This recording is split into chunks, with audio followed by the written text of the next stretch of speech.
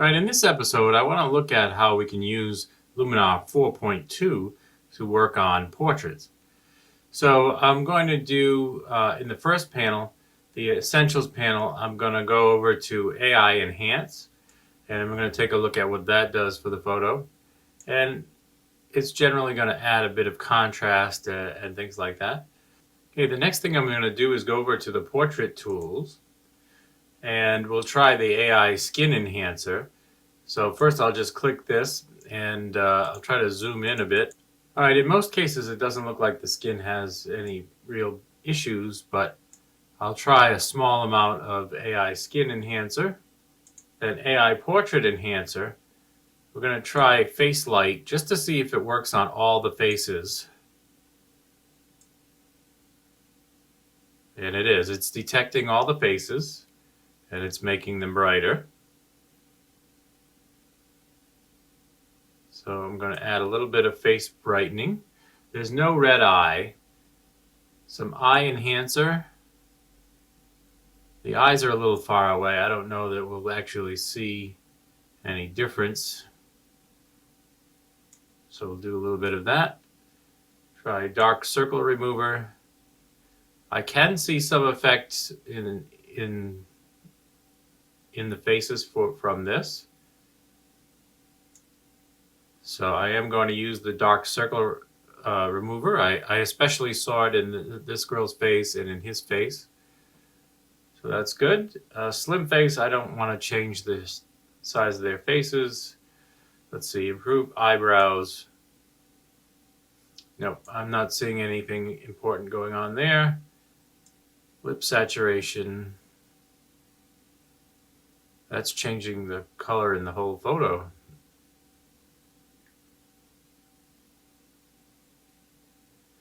I'll just maybe add a small amount of lip saturation, lip redness. Again, a small amount of lip redness. Teeth whitening. We do have some teeth in this photo, so let's go crazy and see what it looks like. Yes, especially if you take a look at her teeth, they really get really white, so we don't want to go crazy.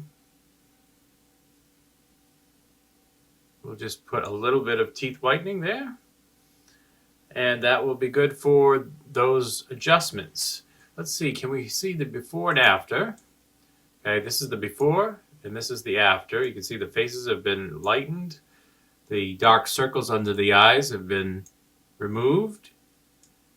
The lips have been enhanced a little bit.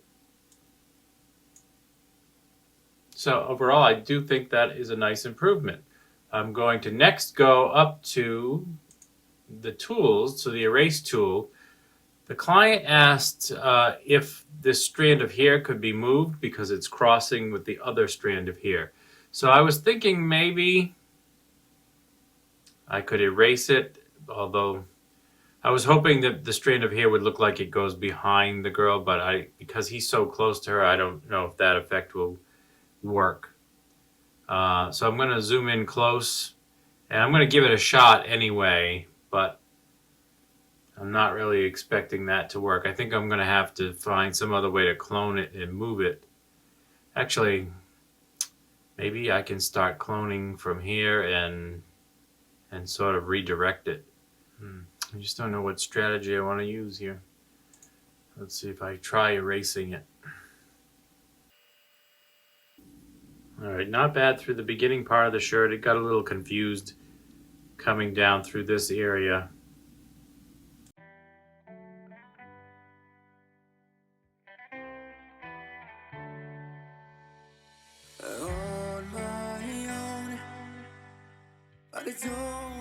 All right, so I think at least I have a starting point now where I can go back to Photoshop and clone in some of the hair. I could clone in this software as well, but I don't have a picture open on side by side to be able to do that. So I'm going to send this back to Photoshop to try to do that part there. Okay, I'll apply those changes, and it's going to export it back to Photoshop. Okay, So I need to open another copy of this image. All right, now I'm going to move this copy with this copy. Get them all centered. I'm going to have to duplicate this layer. Just make a selection around this here. Let me zoom in real close. And I will just use, I'm going to try the Content Aware Move tool.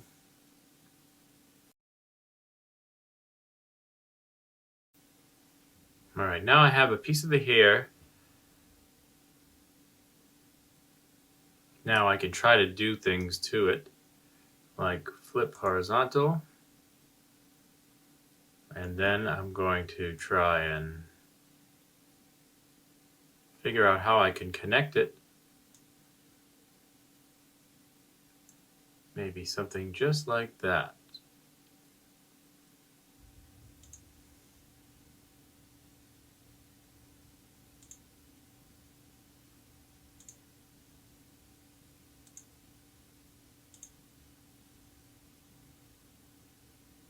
Okay, so now I have moved it.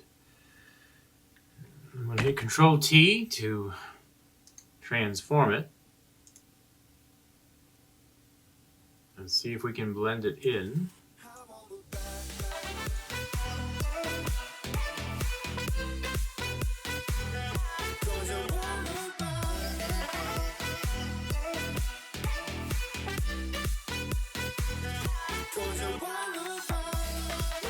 After playing around, I think that it looks pretty believable. Actually, this will be the viewing distance, so I don't think you'll see any cloning marks or anything like that. There's one thing that does get to me a little bit, and that is this little piece of hair that's going in the wrong direction. So I think I'm going to try and do a stamp layer, Control-Alt-Shift-E, and I'm going to try and clone some of this here in this direction. So I'm going to grab the clone tool, make the brush much smaller, fit in this spot here. All right, and then hold down Alt to get my target, and then I'm going to slowly brush down. Oh, that last one picked up the shirt.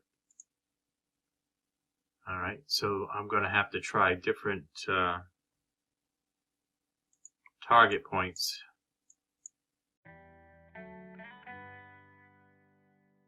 I think that looks fairly realistic. If we zoom out a little bit, now we don't see that strand of hair cutting across the side. And I might just get rid of this little piece that's hanging out here. Again, I'll use the clone tool, sample from out here. I'm going to tidy this edge up a little bit.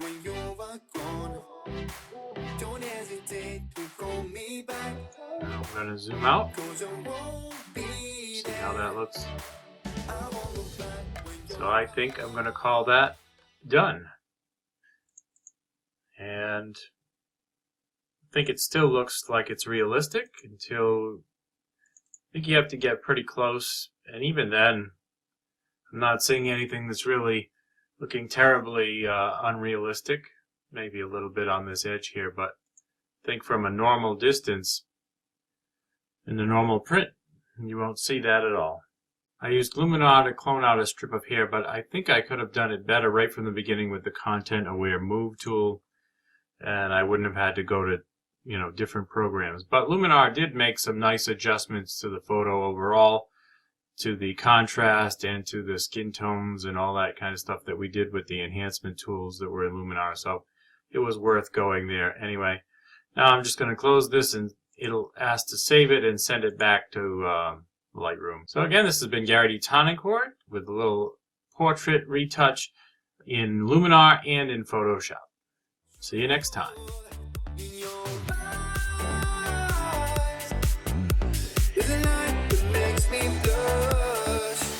On the back.